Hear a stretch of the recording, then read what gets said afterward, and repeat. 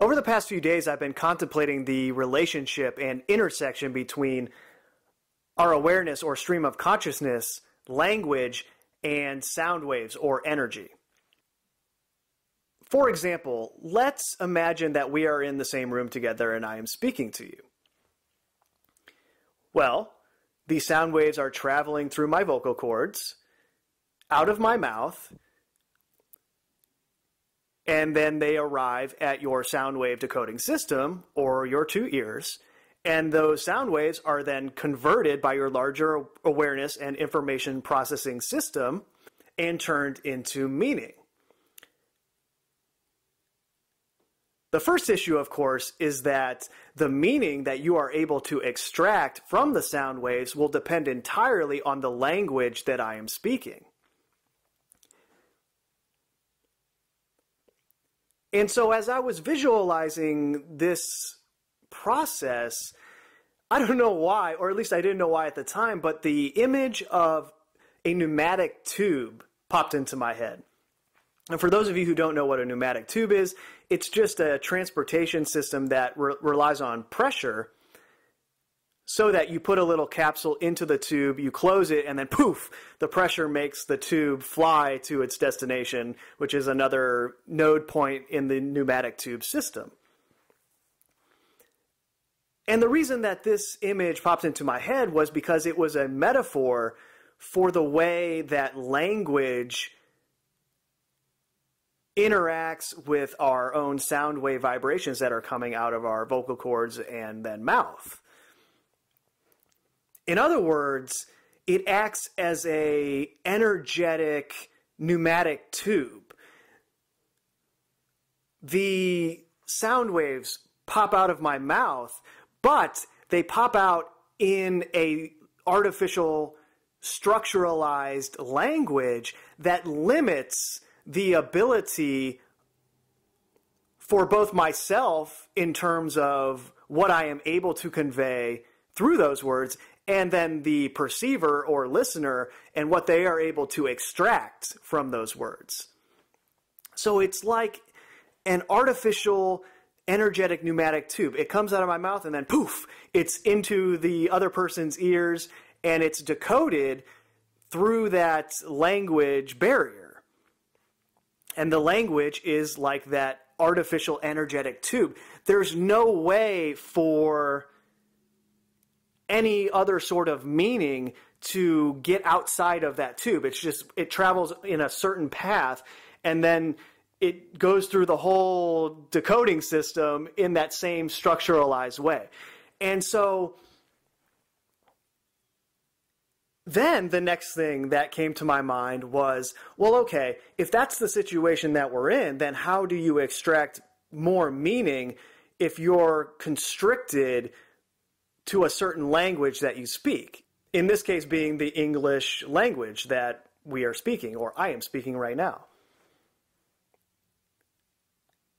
And then the next thing that popped into my head was the old Disney movie, The Sword and the Stone. And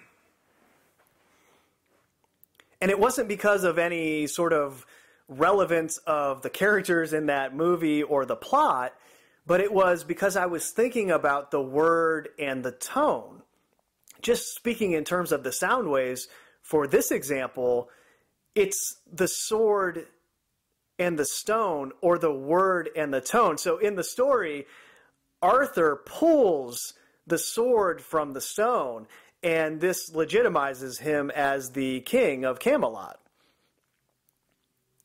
And so that popped into my head, or my stream of consciousness in the moment, as a way to explain how meaning is derived outside of the artificial confinements of these fake languages that we're all forced to speak. And that is separating the word from the tone. In other words, the ability to inject a tone into the words that you're speaking is the only, or at least one of the few ways to transcend the artificial limitations of language. I can sit here and attempt to convey my emotions, my awareness, my intuition, all of it that is simultaneously flowing through my being, and my interpretation of my interaction with reality on a daily basis, and all of that. There is no way for these words to adequately convey everything that is going on and happening. And then on top of that, there's all of my individual experiences that I've had through my whole life. There's no way in a limited amount of time that I can convey all of that through these words.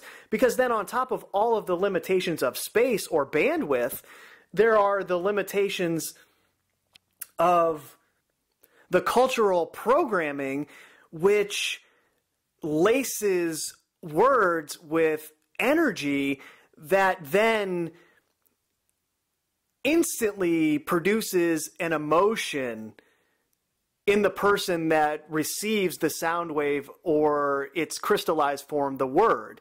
What do I mean? Well, for example, take anything. If I say President Trump, well, due to the media and its own sorcery with this process of the word and the tone, they lace all of their words with a certain energy or tone that transcends the words themselves.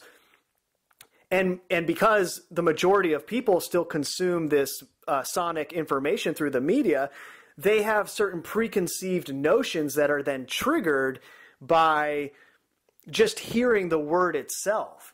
And then this destabilizes any sort of future communication that can be had between two people exchanging those sound waves. The word itself has been so charged with emotion and negativity most of the time that it produces discontent between the people that are attempting to discuss things. So part of developing intuition is the ability to separate the word from the tone, breaking that energetic pneumatic tube that is robotic in nature, right? It's a robotic communication system on an energetic level. Everyone's just going around poof, poof, poof, sending these words to each other that can never be taken back in that way once they're said. And through that process, no one is really communicating with each other. You know, you say a certain word or phrase, it goes into that person's sound wave decoding system. It registers as a word in the language that they are used to interpreting, and then that produces an emotion that prevents any sort of neutral analysis of what they are perceiving in that moment. Neutrality is key when analyzing words and their impact on our collective stream of consciousness. Another example of this would be the days of the week. For example, at some point, this intelligence decided to arbitrarily create the Julian calendar and divide sunrise and sunsets into 365 sunrise and sunsets, which would be called a year. And then they further subdivided those sunrise and sunsets into months, and then further subdivided those months into weeks. And then finally, the last subdivision is the actual days of the week, the 7 of which comprise a week, which then goes back to the months and then goes back to the years. And as a part of this artificial construct of time, the days of the week have developed a certain energy around them. For example, I am recording this on a Friday. And the energy on a Friday or a Saturday or Sunday, let's just take the weekend in general, the energy on those days is palpably different from the energy on the rest of the days of the week. And the reason for this is simple. For the majority of the population on the planet, or at least the Western world, Friday is the start of the weekend. And this is when everyone knows that they're going to have free time to do whatever they want, and they're not going to have to go to their silly little job and make these silly little pieces of paper to sustain themselves in this silly little society that's been created. And so they know, oh, I'm going to have all of this free time. I'm not going to have to deal with any of this nonsense. And as a result, everyone's energy changes and it becomes a more upbeat, positive, fun energy. And then that carries into Saturday and Sunday where everyone relaxes. And this relaxed energy is palpable. And this result is seen through the actual word itself. The word Friday or Saturday or Sunday, whichever word it is, carries a certain energy, and it's decoded by your sound wave decoding system. And that word produces a certain emotion or a state of energy that you are resonating with. And this is how the process is exemplified, because there's no such thing as a Friday or a Saturday or a Sunday. This is a completely arbitrary creation of someone somewhere else. There is no Friday in nature. There's just the sunrise and the sunset, and it's the same every day. There's no artificial distinction between any of them. If you went to an indigenous tribe and said, hey, today's Friday, they would look at you and just stare. What are you talking about? But that's how the process works. They artificially create an energy through their own creations that we then assimilate and then bring to life. This is the concept of an egregore, a thought form. Friday has become its own thought form, its own belief system. It is sustained through the collective energy of everyone who buys into the fact that there's actually this thing called Friday. And within the larger system, it's this start of the weekend. And as a result, it shifts everyone's energy. When in reality, it doesn't really exist. It's not really a thing, but we have turned it into a thing. And this is how the larger system functions in general.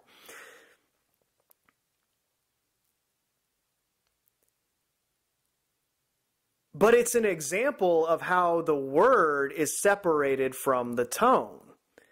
Friday is just a word, but the tone itself adds something to the word Friday that makes people change their disposition. And then you see this on Monday, and they even create little idioms about that day of the week. Somebody's got a case of the Mondays, silly things like that. And it's this whole artificial creation that results over time. And so this is what anybody that incarnated here and tried to tell you the truth, this is what they would do. They separate the word from the tone. They infuse the words with a tone that transcends the artificial energetic pneumatic tube that you are receiving the ordinarily restricted language through. And there is something more conveyed through their tone than is otherwise available through the language or words put together themselves. This is the only way to transcend the programming that is happening. You have to infuse the words with a different tone that is above and beyond the ordinary sound wave decoding process. And in many ways, it breaks that ordinary sound wave decoding process, and it really burrows its way into your stream of consciousness and affects your understanding of reality. And so I just have to wonder if that was the underlying story of the sword and the stone. Because I believe in the book, when the sword was in the stone, it was the Dark Ages, or whatever Middle Ages maybe. And then Arthur is the one who pulls the sword from the stone, and then it's this time of great integrity and peace and just general well-being for everyone that's in this mythical land of Camelot. And then I was actually driving in my car, and I had the whole pneumatic tube energetic barrier concept going on with language. And then I'm sitting there driving on the road and I'm looking around and I'm thinking, okay, well, all of this concrete was laid over the natural world to create this system of roads. And I'm not going to make a judgment on whether that's good or bad. I mean, it has both positives and negatives. And so I'm driving on the road and I'm looking around at all of the power lines that line every single road, because obviously the power lines provide the electricity for the larger system to function. So pretty much every road, especially older roads that have been around for a long time, have power lines on them. And I'm sitting there thinking of the pneumatic tubes and I'm like, well, I'm pretty much driving through a pneumatic energetic tube right now because I'm on this concrete in this car and I'm surrounded by this electricity grid. And then on top of that, right, there's all the cell towers now that are all over the same roadway system. And then right next to the power lines are all of the trees that are essentially being blocked from me because I'm totally disconnected from the whole system of nature in this artificial energetic pneumatic tube, as it were, or tunnel, however you want to view it. You know, for example, sometimes they have tunnels through mountains on highways. Think of it like that. You're actually in a tunnel. You're separated from the larger environment and that resonance that is in the Earth's ionosphere and then transcends down to you and your being. When you're in that environment, in your car, on the road, surrounded by the electricity grid, it's pretty much the same thing that I'm describing with the sound waves that are coming out of my mouth that are restricted by language. Your larger energy body and awareness is restricted by the electric grid. What an incredible situation. But yeah, so yeah, all of that started just by thinking of the relationship between language, words, our stream of consciousness, and sound waves. And believe me, the irony is not lost on me that these sound waves coming out of my mouth are being digitally recorded by this recorder, and then I'm going to go download them into my computer and upload them into my YouTube channel, which will then be digitally played for you as you listen to them through your device. So we can talk all kinds of crap about technology, but it is allowing us to do this. So hopefully at some point in the future, we will be able to transcend this system through the technology that is disconnecting us. And I don't know how that'll work or how that would even come to pass, but it's just something that I like to keep in the back of my mind. This is the future of communication. Pulling the sword from the stone or the word from the tone. A different state of awareness where fractals of the collective stream of consciousness interact with each other from a place of neutrality as far as the words that we are all using are concerned, breaking that artificial energetic barrier or pneumatic tube that corrals meaning of speech from one person to another. A form of expression that transcends language. You know, there are various people that I listen to, whether it's a YouTube channel or a podcast or anything like that, and I listen to every single thing that they put out, no matter how long or how short. And the reason I do so is because whether they know it or not, they have indeed transcended the words through the tone in which they deliver them. In other words, it is painfully obvious that they have a genuine, honest intent in what they are conveying. And that is all that we can ask for in an age of lies. That's all that you can ask anyone to do, is to present their thoughts and ideas in a way that is genuine and honest, with no pretense.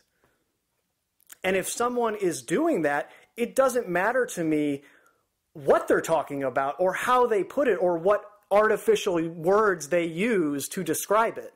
I'm going to listen to what they have to say. And this is what I mean when I say this is the future of communication. coming at the language from a place of neutrality and ignoring all of the fault lines that the media principally puts into everyone's minds through the manipulation of words and tone. This is the future of communicating with each other. Or at least it's something that we can do in our own lives and our own interactions, whether it be in real life or on the internet, that is a step in the right direction. And that's all that we can ask anyone to do. So that's all I got for now. I was just kind of spitballing with these ideas. It's sort of like just a rough idea that I had, but I just wanted to throw it out there anyway without any sort of refinement, just right off the top of my head. So I hope you guys are all doing well, and I'll talk to you soon. Peace.